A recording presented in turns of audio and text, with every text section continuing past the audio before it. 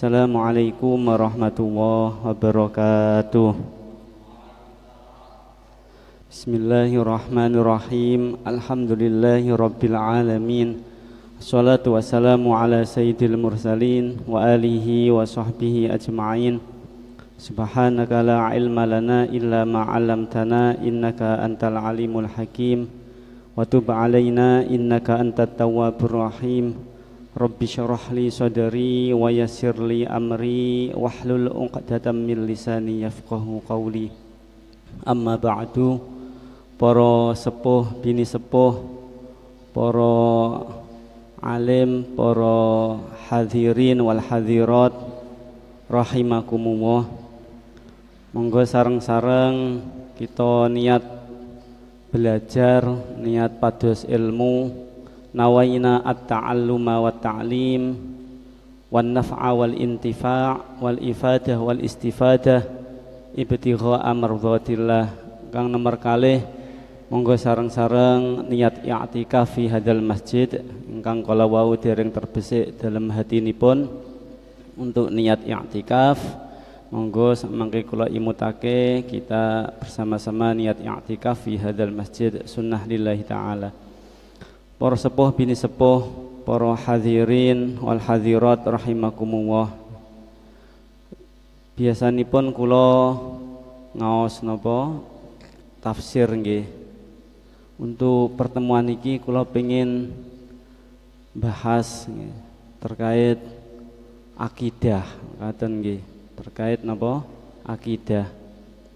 Niki kula kinten penting untuk kita bahas agar kita lebih mantap lagi bahwasanya apa yang sudah diajarkan oleh kiai-kiai kita itu benar-benar ada sanadnya, benar-benar keilmuannya, genealogi keilmuannya, kesanatan keilmuannya itu terus sambung sampai pada zaman sahabat, sampai pada baginda Nabi SAW.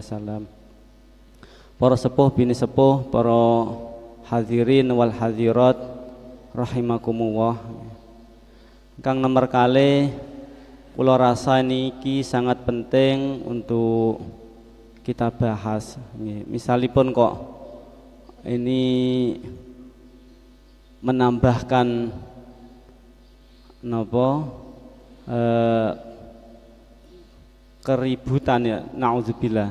Semoga enggak, dalam benak hati saya semoga ini bisa menambahkan sisi positifnya, karena saya merasa bahwa zaman sekarang itu yang dikenal dengan Gen Z, zaman yang sudah memang tidak era 4.0 lagi tapi sudah 5.0, semuanya open AI dan lain sebagainya, semuanya tidak akan terlepas dari sosial media, apalagi nanti anak cucu kita, maka sudah terbayang mereka itu kayaknya akan selalu aktif di sosial media. Maka sangat penting sekali untuk memahami bagaimana akidah yang sesuai, yang memang sejak di zaman Nabi dan telah diajarkan oleh guru-guru kita, itu sanadnya sangat jelas sekali untuk menguatkan itu semua. Rasulullah SAW dawuh, wasataftariku hadhil ummah ala salas wasaba'in kulluha finnar illa wahidah. Umatku ini, umatnya baginda Nabi, itu akan berpecah belah hingga menjadi 73 kelompok. Kulluha finnar, semuanya itu akan masuk neraka terlebih dahulu. Illa wahidah, kecuali satu kelompok. Demikian hadis Rasulullah SAW. Kemudian jenengan mestinya tangklet gitu, Loh, lalajeng wahidah kan kalau wau 72 finnar illa wahi apa yang satu berarti fil jannah. Ini akidah apa yang satu ini yang menyelamatkan kita ini? Yaitu akidah yang kita kenal hum ahlus sunnah wal jamaah. Lalajeng jenengan mestine kan nggih tangklet nggih ahlus sunnah wal jamaah niku pripun kan ngoten nggih. Nah, ahlus sunnah wal jamaah menika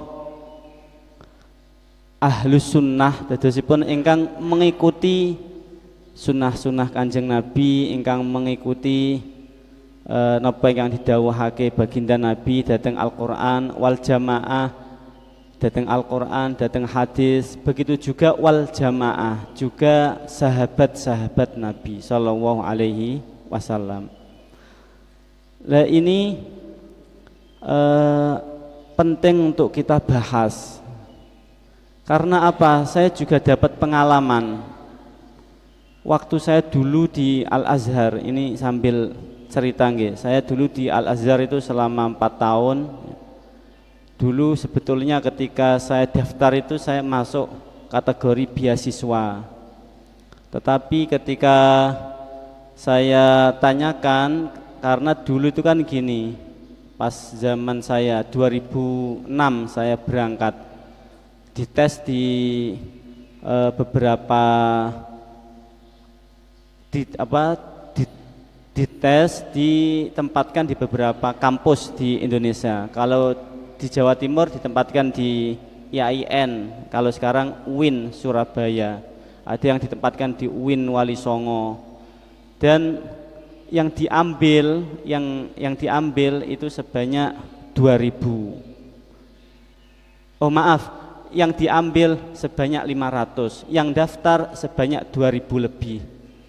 Yang peringkat 1 sampai 99 itu dapat beasiswa. Nah, saya termasuk salah satu dari 1 sampai 99. Kalau enggak salah kurang lebih saya urutan ke-50 dari rangkingan hasil dari tes untuk berangkat ke Al-Azhar. Maka saya termasuk yang dapat beasiswa. Ketika itu saya dipanggil oleh guru saya karena saya daftarnya lewat Tambak Beras Jombang, Mu'alimin. Saya dipanggil, kamu termasuk yang masuk di kategori beasiswa. Silahkan untuk matur ke orang tua, mau ngambil beasiswa atau gimana. Saya matur ke orang tua bilang tanya saja syaratnya apa. Saya tanya lagi, ternyata ketika beasiswa itu syaratnya harus dikarantina terlebih dahulu di Jakarta, dikarantina selama 3 bulan. Maka saya tanya, berarti saya nggak bisa berangkat tahun ini kalau ambil beasiswa. Betul, kalau ambil beasiswa berangkatnya tahun depan, karena tahun ini harus dikarantina terlebih dahulu selama 3 bulan di Jakarta. Saya matur ke orang tua bilang, wes enggak usah diambil, sudah niat berangkat untuk tahun ini, sudah saya siapi juga untuk berangkatnya. Akhirnya tidak saya ambil.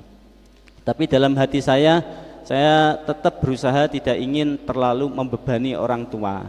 Ini kenapa saya ceritakan, karena ini ada kaitannya.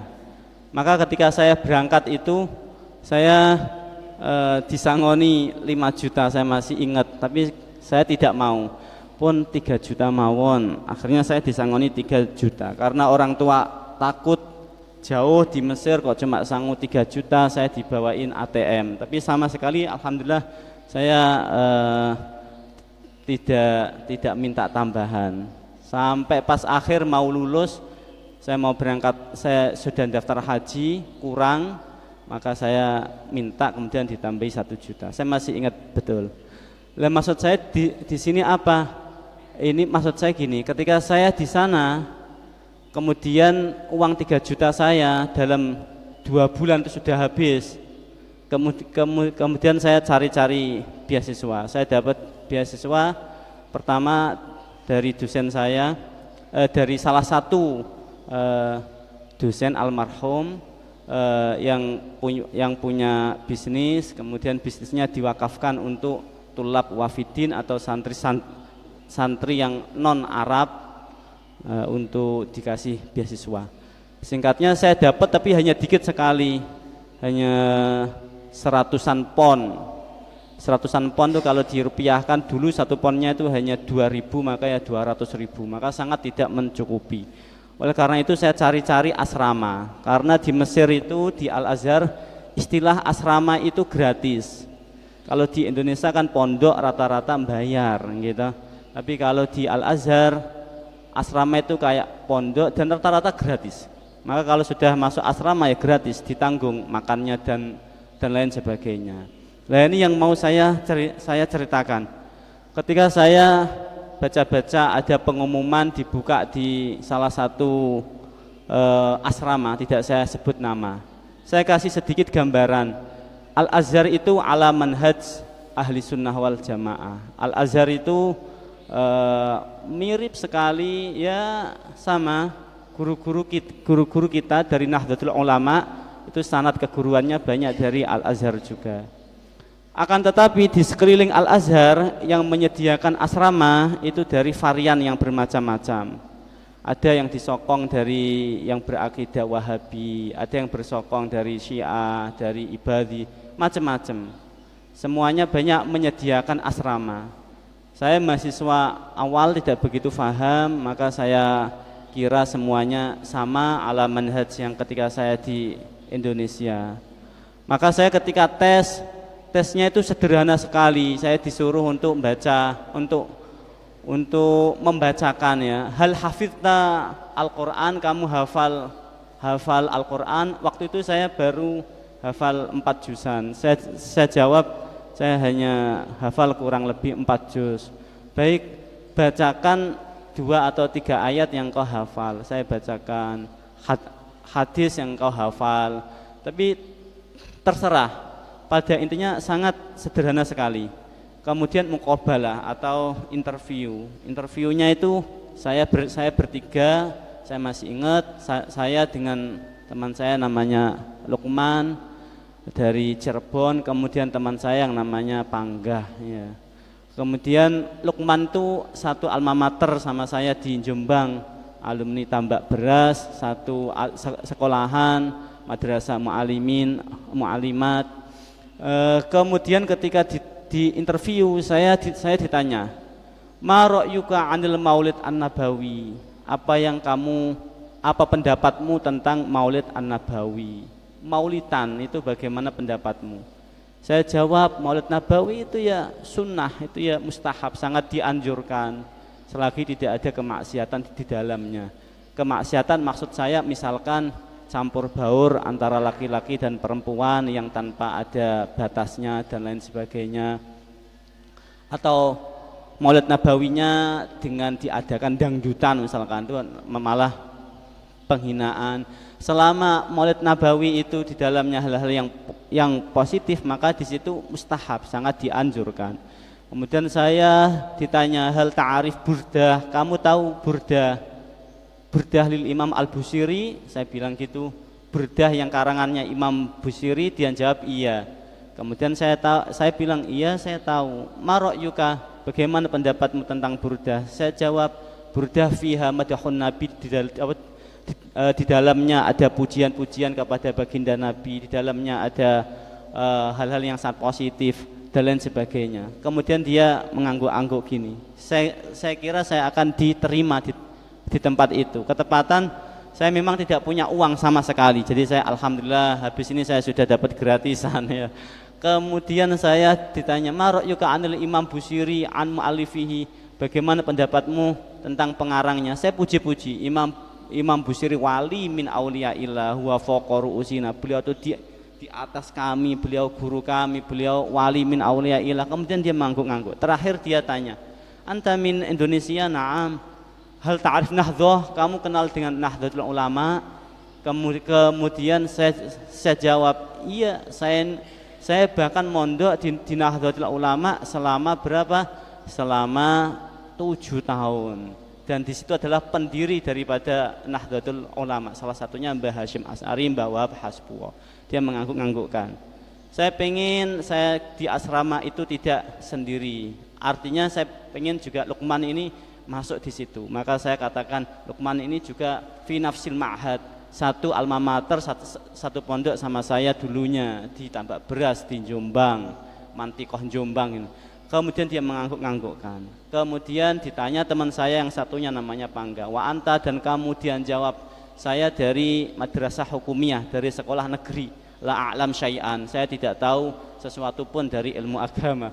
Jawabannya seperti itu. Kemudian yang ngetes tadi mengatakan, antuma mardudan, kamu berdua tertolak, saya dan Lukman. Wa anta, dan kamu jihuna bukrah, besok datang ke sini gitu. Ini bukan berarti saya benci terhadap itu, enggak. Saya tidak, tapi saya cuma khawatirnya seperti ini. Lihat selanjutnya. Selanjutnya kemudian ia mengatakan, i'lam, ketahuilah bahwasanya Maulid An-Nabawi bid'ah, wal bid'ah dhalalah, wa dhalalah finnar, wa kullu dhalal finnar. Semua bid'ah itu sesat itu di neraka. Nah, itu kan sudah sangat bahaya. Kemudian dilanjut lagi, dia berkata, wa'lam, dan ketahuilah, anna fil burdah syirkun, dalam burdah itu ada kesyirikan, wal Imam Busiri musyrik, dan musyrik itu ya halal damnya dan lain sebagainya. Ini kan bahaya sekali. Kemudian macam-macam. Ini yang mau saya katakan, bahwa akidah seperti ini ya itu sebetulnya sudah mulai muncul ya sejak konflik pada masanya Sayyidina Utsman bin Affan. Dadosipun ini semoga saja waktunya ngatasi untuk jelasin ini. Jadi nggih, perlu digarisbawahi nggih, apa-apa yang enggak ada di zaman Nabi itu bukan berarti langsung kemudian bid'ah kemudian finnar. Tidak, karena apa? Dalam Al-Qur'an, dalam hadis itu disebutkan bahwasanya zikir itu ya secara umum. Jadi misalkan zikir ini enggak ada di zaman Nabi, karena zikir itu dianjurkan secara umum, maka zikir apapun itu sifatnya baik. Memuji baginda Nabi itu ya sifatnya baik. Bukan berarti memuji baginda Nabi yang enggak ada tagnya di zaman Nabi kemudian itu diingkari, tidak hanya mengingkari, mengatakan musyrik dan lain sebagainya, kemudian menghukumi sampai halal darahnya dan lain sebagainya, itu sangat berbahaya sekali. Contoh sederhananya, di zaman Nabi SAW itu belum dibentuk Baitul Mal, belum ada. Kemudian di zaman sahabat Abu Bakar beliau membentuk Baitul Mal. Lalu jangan dihukumi, oh Abu Bakar ini bid'ah dan lain sebagainya. Na'udzubillah. Sahabat Abu Bakar itu paling mulianya sahabat Nabi SAW. Sahabat Abu Bakar itu mertua baginda Nabi SAW. Kenapa di zaman Nabi tidak ada Baitul Mal? Memang tidak dibutuhkan. Nabi itu kan setiap punya harta dikasihkan, tidak pernah menyimpan hingga besok harinya. Dan para anbiya itu lam yuwaritsu dinaran wala dirham, tidak boleh mewariskan dinar wala dirham. Suatu saat Nabi saat beliau sholat asar pernah dalam riwayat beliau itu biasanya habis sholat itu wiritan. Saat itu beliau tidak wiritan, kemudian langsung ke dalamnya. Ternyata ngambil karena di situ masih ada hartanya, kemudian diambil dan dibagi-bagikan kepada sahabatnya. Makanya tidak perlu Baitul Mal. Kemudian contoh sederhananya lagi, di zaman Nabi tidak ada istilah sholat tarawih, itu tidak ada memang.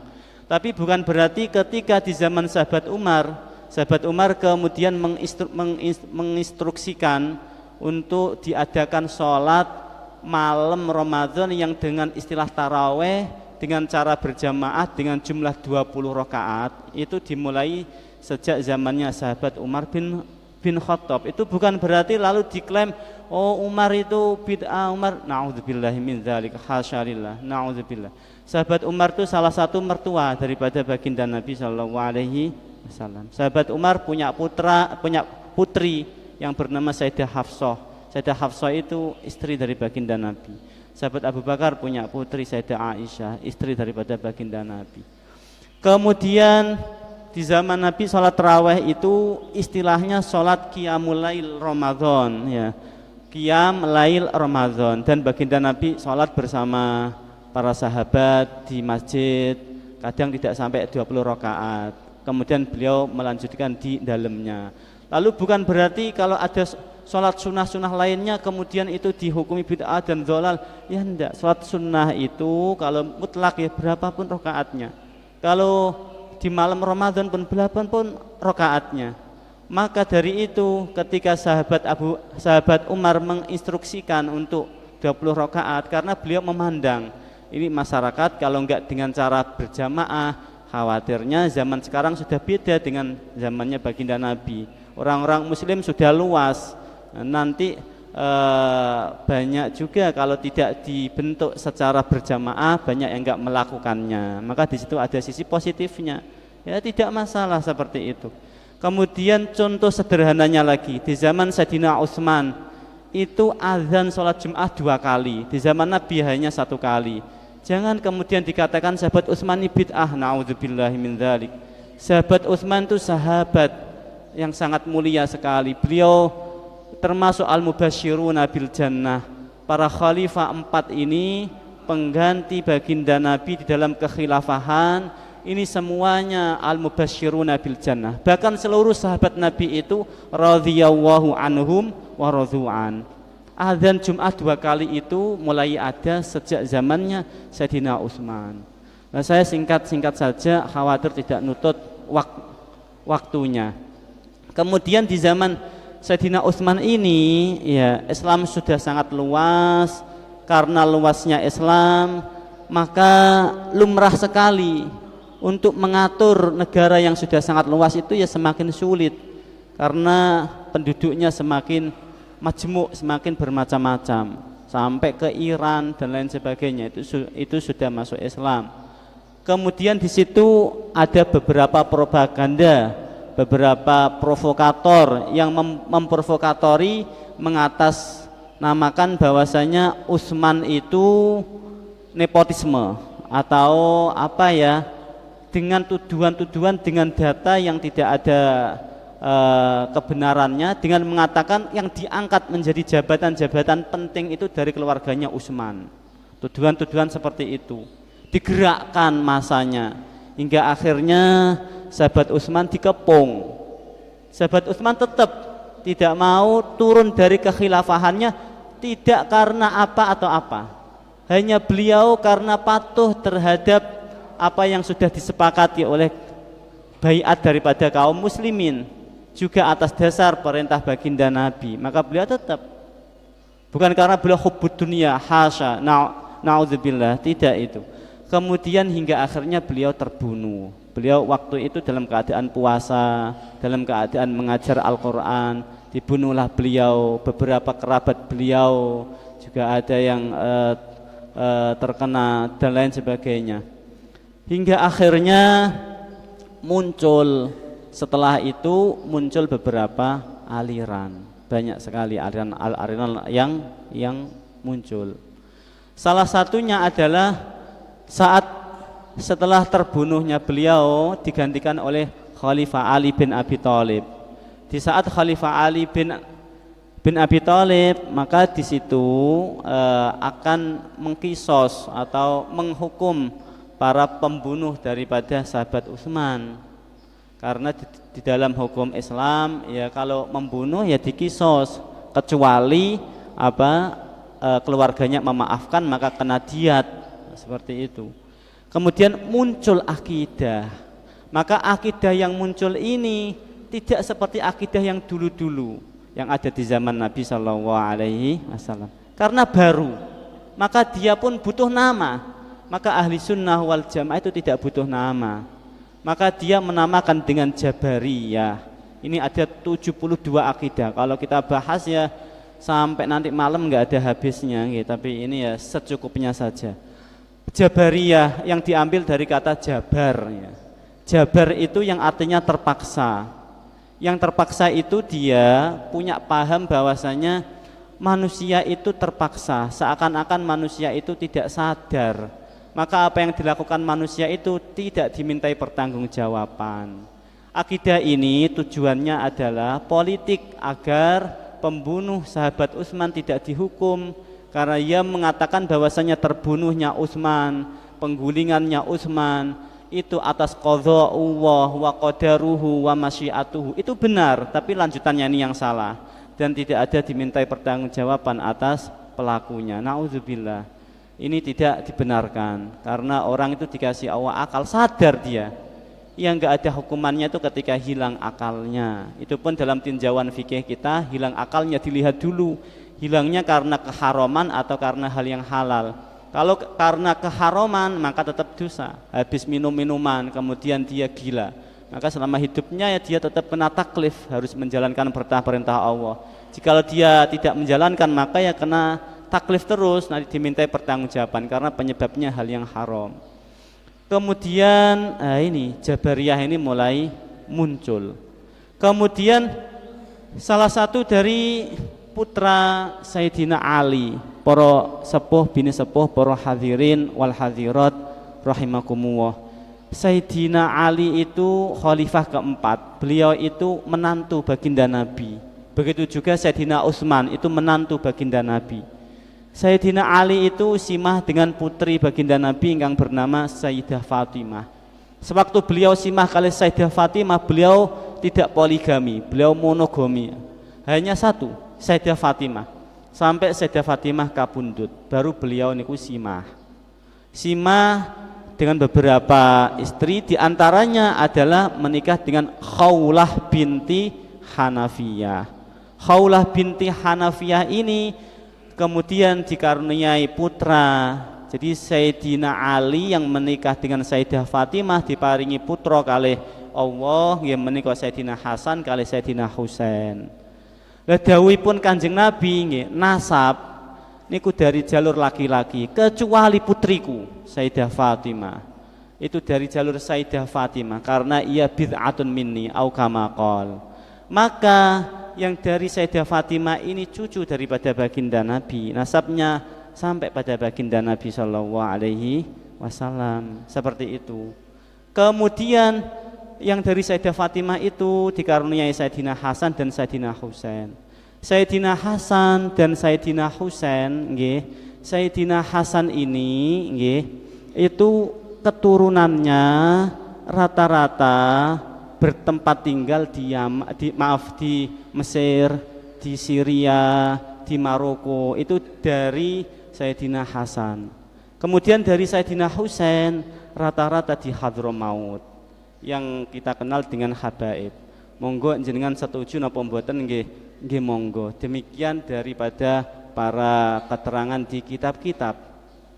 Kemudian yang dari jalur Ibu Khawlah binti Hanafiyah maka tidak bisa dikatakan dzurriyyah Rasul karena dia dari Khawlah binti Hanafiyah. Nah ini salah satunya punya putra yang bernama Muhammad. Maka Muhammad ini diberi gelar Muhammad al-Hanafiyah agar tidak salah bahwasanya Muhammad ini dari ibu Hanafiyah, seperti itu.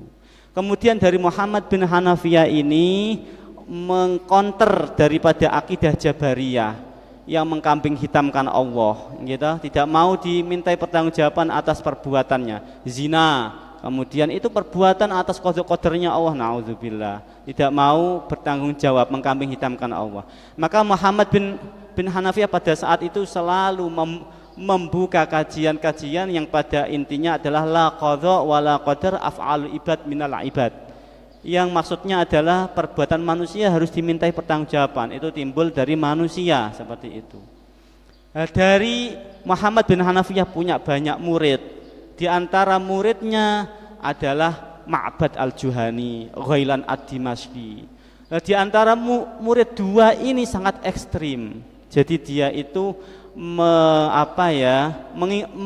mengikuti pahamnya gurunya tapi ekstrim.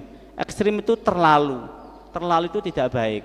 Maka Ma'bad al-Juhani ada tambahan bahwasanya semuanya itu tidak ada qadha qadar, tidak ada qadha qadar. Jadi dia tidak meyakini qadha qadar.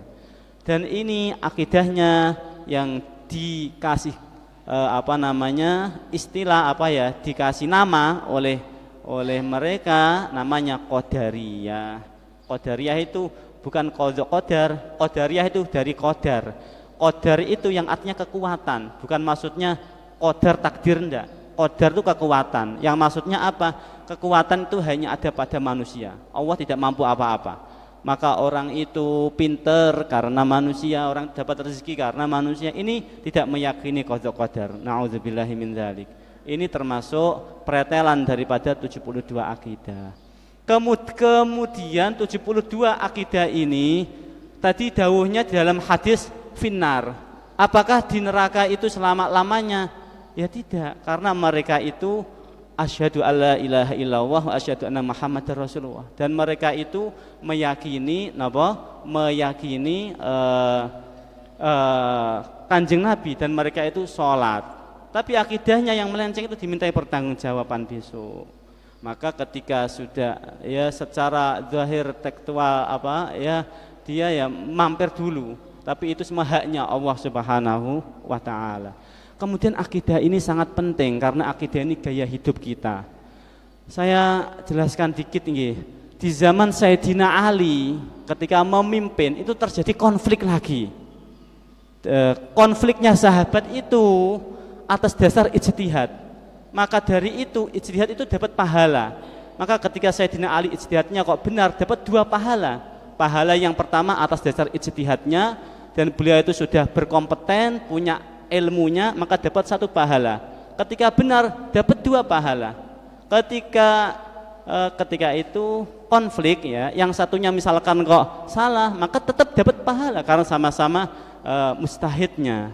Tetapi 1 pahalanya. Singkatnya ketika konflik ya, kemudian Sayyidina Ali hampir saja menang di dalam peperangan. Kemudian Sayyidina Ali diminta untuk tahkim, ini saya singkat-singkat, dan beliau mengiyakan untuk tahkim. Saat tahkim muncul akidah yang sangat ganas sekali, na'udzubillah.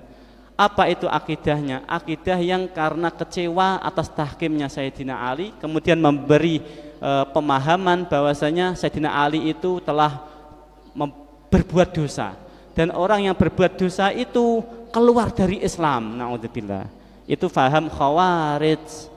Khawarij itu mengatakan bahwasanya orang yang berbuat dosa itu keluar Islam. Dan paham Khawarij itu sampai sekarang ada banyak. Dan Khawarij itu bertingkat-tingkat, macam-macam, banyak cabangnya juga seperti itu. Tidak usah saya perluas. Yang penting gini, ampun ngantos akidah kita itu ikut-ikutan seperti itu. Saya hanya pengen jenengan derek angen-angen, derek mikir mawon. Jabariyah itu kinten-kinten leres napa mboten? Yang mau lepas tangan atas Allah telah mengasihkan akal, Allah telah mengasihkan pilihan, hingga Allah menurunkan Nabi, mengasih kitab Al-Quran. Itu tujuannya apa? Kemudian kok mengkambing hitamkan Allah, leres napa mboten? Menawi mboten leres, kalau terbesit dalam hati kita seperti itu akidahnya, kita hindari. Karena akidah itu gaya hidup kita. Ketika kita punya akidah seperti itu, maka gaya hidup kita akan seperti itu. Akidah Qadariyah ini menjadikan gaya hidup yang sangat sombong, tidak ada qada qadar, dan itu naudzubillah ya. Yen angen-angen mawon leres napa mboten? Jenengan niku pernah melihat nggih, sering nggih, orang yang pengen sugih tapi mboten sugih-sugih karena apa? Itu qada qadarnya Allah. Kita punya keinginan apa tapi belum tercapai, itu belum tercapai. Itu karena apa? Qada qadarnya Allah, seperti itu. Maka qada qadar itu jelas sekali. Kemudian saya singkat, ya ini ada akidah Khawarij, ini ada akidah apa? Khawarij. Khawarij itu ya, ampun kita mengikuti. Kemudian para bapak, para ibu, sebagai penutup niki, di antara yang diajarkan oleh Khawarij itu, ketika ada berbeda pendapat, itu langsung menvonis, ya, memvonis itu finnar dan lain sebagainya, ya, sangat tidak menerima perbedaan pendapat. Ketika saya tes dulu masuk di di asrama, di salah satu asrama yang ada di kawasan Al-Azhar, tapi lumayan jauh dari kampus Al Azhar, kurang lebih 20 kilonan. Dan di awal sudah saya katakan varian asrama di sana sangat beragam. Maka di situ sangat ya menurut saya kurang etis. Maka sebagai ulama tidak sepantasnya ketika perbedaan kemudian mengklaim musyrik finnar naudzubillahi min dzalik. Lah sampai sekarang pun akidah seperti itu masih banyak sekali dan itu rata-rata yang berpaham Wahabiyah. Coba buka saja kitab Wahabi, buka saja sejarahnya. Berapa banyak mereka memisui para ulama-ulama. Kalau tidak percaya, saya punya kitabnya banyak sekali. Dan sebagai penutup, nyuwun sewu dengan sependapat ataukah tidak. Saya semoga saja atas dasar keikhlasan. Beberapa kitab ini yang saya baca sekarang kan baru viral, maka penting untuk saya jelaskan kalau menurut saya. Kitab yang bernama Al-Fiqrah An-Nahdhiyah yang dikarang oleh Kiai Imad ya. Itu kalau jenengan cari ya, itu semua adalah referensinya dari Islam dari web yang jelas-jelas sumbernya adalah dari Wahabi. Sudah saya cek, kalau jenengan niku njen cek mawon. Lah itu adalah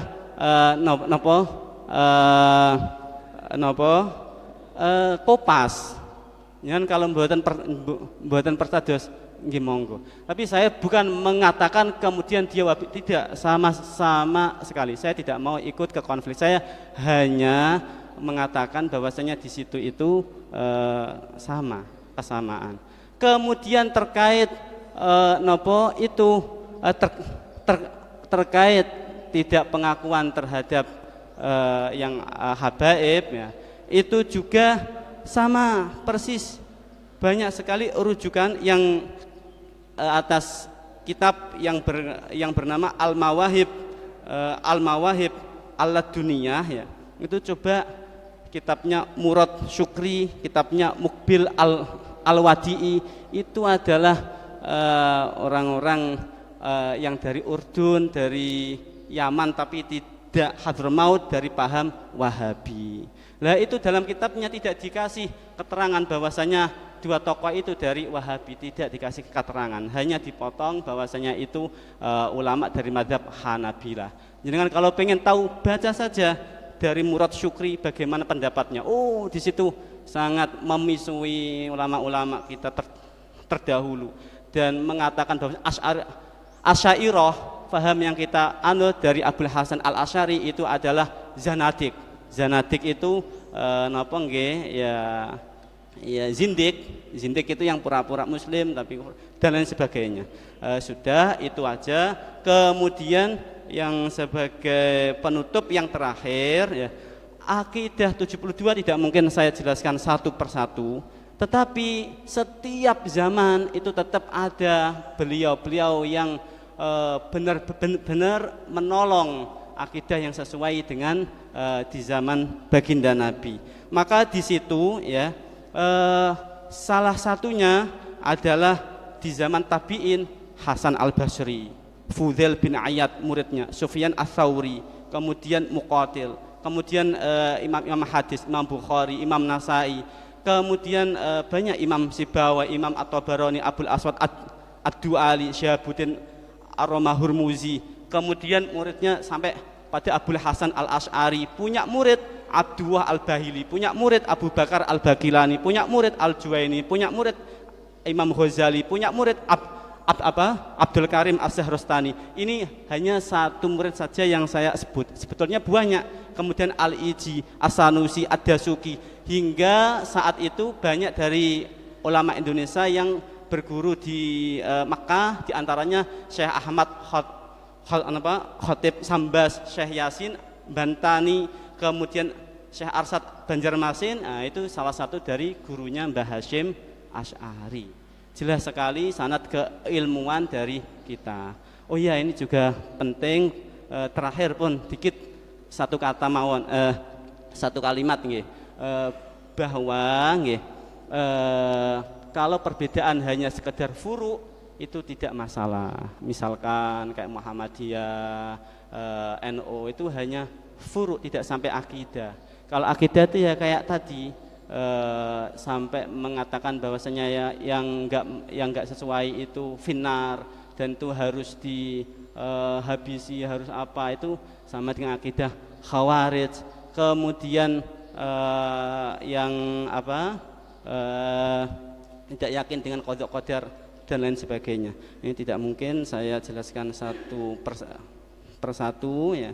Semoga kita semua satu ya, tidak suka mengkafirkan, kemudian juga cinta kepada baginda Nabi, cinta kepada sahabat Nabi, cinta kepada ahlul bait Nabi, dan semoga kita semakin rukun ya, yang sudah dirintis oleh para ulama kita, kerukunan di Indonesia yang sudah ayem tentrem, semoga terus hingga anak cucu kita. Amin ya rabbal alamin. Kurang lebihnya mohon maaf. Wabillahi taufiq wal hidayah waridha wal inayah ihdinas siratal mustaqim. Assalamualaikum warahmatullahi wabarakatuh.